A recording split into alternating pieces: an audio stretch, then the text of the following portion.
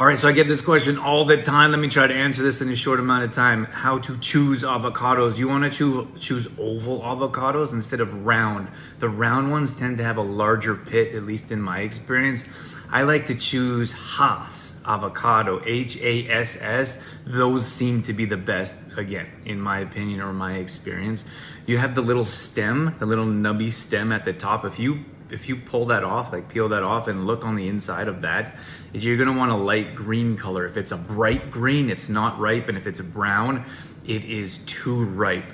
Make sure you store them in the fridge. That will cause them to last longer, but pull them out. So I pull one out and leave the rest in the fridge. I'll let that one ripen a little bit, and when that one is almost ripe, or when you're about to use that, pull out another one. So you need to rotate your avocado so they don't all go bad at the same time.